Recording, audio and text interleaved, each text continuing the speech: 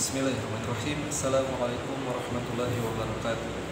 Innal hamdalillah nahmaduhu wa nasta'inuhu wa nastaghfiruh wa na'udzu billahi min sayyiati a'malina may yahdihillahu fala mudilla lahu wa may yudlil fala hadiya lahu.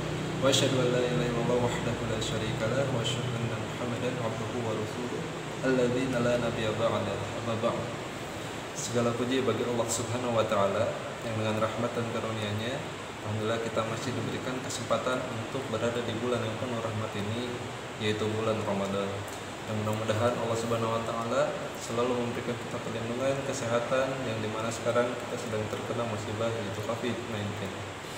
Nah, tidak lupa kita panjatkan sholawat serta salam kita kepada baginda Rasulullah Sallallahu Alaihi Wasallam, kepada keluarganya, kepada para sahabatnya, kepada tabi'in, kepada tabi'in, kepada ulama yang selalu mengikutinya, dan mudah-mudahan kita pun termasuk di dalamnya. Amin amin ya robbal alamin. Insyaallah. Bagaimana kabar teman-teman? Kita sudah lama sekali tidak bertemu, dan mudah-mudahan teman-teman dan juga ayah bunda selalu berada dalam perlindungan Allah, rahmat Allah, dan juga mudah-mudahan Allah Subhanahu wa taala menerima segala ibadah kita dan diberikan pahala yang penuh. Amin amin ya robbal alamin. Nah, insyaallah di kesempatan ini Bapak akan menjelaskan atau menceritakan tentang sirah nabawiyah, sirah Nabi Muhammad SAW. Nah, nanti kalau teman-teman ada yang mau cari bukunya, referensinya di mana, yaitu buku yang seperti ini. Covernya jadi sirah nabawiyah, perjalanan hidup Rasul yang agung Muhammad SAW. Ini bisa dipesan di toko online. Nah, untuk yang pertama insya Allah kita akan membahas tentang bagaimana sih keyakinan dan juga peribadahan kaum bangsa Arab sebelum datangnya Islam. Nah, di sini di halaman 30 pembahasannya yaitu tentang keyakinan dan kepercayaan bangsa Arab.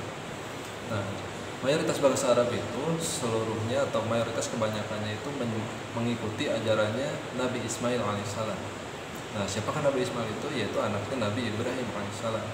Jadi mereka itu mentauhidkan Allah dan juga berada di jalan Allah yang lurus. Tapi semakin kesini mulai mereka tidak ingat dengan ajaran-ajaran yang telah disampaikan dan juga diajarkan oleh Nabi Ibrahim alaihissalam.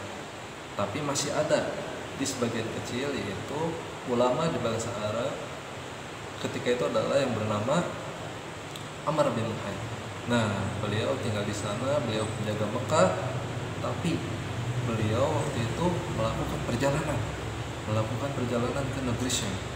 Nah, ketika di negeri Syam, Amr bin Luhai melihat kebiasaan di sana yang dimana para penduduknya menyembah berhala, patung-patung yang banyak. Jadi berhala itu patung atau sesembahan selain, menyembah patung-patung, dan karena dia lupa dengan sebagian ajaran Nabi Ibrahim alaihissalam, dia menganggap hal itu menjadi baik, bahwa pelantaraan kepada patung itu bisa sampai terhadap Allah.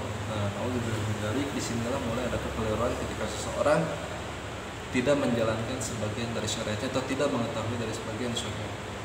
Nah, ketika pulang kampung lagi ke Arab, Amr bin Luhai membawa salah satu patungnya yang bernama Hubal dan dimasukkan ke dalam Ka'bah. Jadi Amr bin Luhai pulang dari Syam membawa patung yang besar yaitu Hubal dan disimpan di dalam Makkah. Di dalam kemudian keesokan harinya beliau mengajak seluruh penduduknya, seluruh pengikutnya untuk menyembah Hubal, yang dimana ini menjadi pelantara kepada Allah. Dan terus berlangsung sampai Amr bin Luhai pun mengadakan ajaran-ajaran baru yang dianggap baik. Jadi mulai Amr bin Luhai dia berkreasi dalam agamanya, dia menambah-nambah dengan dalih bahwa ini baik. Nah, apa salah satunya yaitu dia mendekatkan diri, berdiam diri di hadapan berhala, mendekatkan diri kepada berhala, meminta, memberikan penyembahan, dan juga beliau yakin bahwa berhala ini dapat memberikan kebaikan dan juga keburukan. Tapi masih ada juga ajaran-ajaran yang masih dibawa ketika di ajarannya Nabi Ibrahim alaihissalam, yaitu tawaf haji. Nah, jadi di sini ada hikmah yang begitu besar, yaitu kita wajib menjalankan atau wajib belajar terus-menerus tentang agama ini. Jangan sampai kita merasa puas dengan sekadar selesai MI, MTS, MA atau kuliah. Jadi kita harus terus belajar, mempelajari agama yang luas ini. Dan di mana kita mengakhiri pelajaran ini atau belajar agamanya, yaitu nanti ketika sudah berada di liang. Nah, mudah-mudahan apa yang sekarang kita lakukan, waktu yang masih Allah berikan, kita dapat manfaatkan sebaik-baiknya, dan kita pun mudah-mudahan nanti bisa bertemu kembali di surganya Allah, dan kita saling mendoakan mudah-mudahan kita selalu terlindung dari perbuatan kesyirikan tadi. Lihat tadi, awalnya dia itu soleh, tapi ketika keliru dalam pemahaman, maka dia pun menjadi sesat dan menjadi dalang dari kafir Quraisy. Kenapa menjadi menyembah patung? Nah, disitulah sejarahnya itu di Amr bin Luhai yang dia berjalan ke Syam dan membawa patung. Yang pertama itu Kubal, yang akhirnya nanti ketika kita nanti masuk nih ke bab kenabian yang dimana patung di dalam, maka itu sampai teman-teman pun insya Allah ada yang sudah tahu, ada yang belum. Nanti kita lanjutkan materi selanjutnya.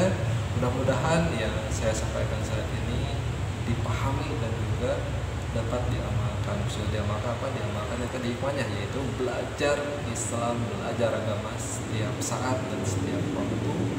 Jangan sampai lelah, karena lelah ketika belajar agama maka nanti akan tercipta kebodohan yang amat sangat panjang. Alhamdulillah. Terima kasih untuk segala perhatiannya. Alhamdulillahirrahmanirrahim. Subhanallah wa bihamdika, asyhadu an la ilaha illa anta, astaghfiruka wa atubu ilaik. Assalamualaikum warahmatullahi wabarakatuh. Oh iya, saya lupa. Untuk teman-teman yang sekolah di Habib Baitur Rahman, silahkan kalian untuk menulis kembali, meresum yang barusan dijelaskan. Tidak usah panjang-panjang, silahkan jelaskan semampunya, dan nanti boleh dikirimkan ke nomor Bapak langsung ataupun ke wali kelas kalian semua. Terima kasih. Barakallahu fikum. Assalamualaikum warahmatullahi wabarakatuh.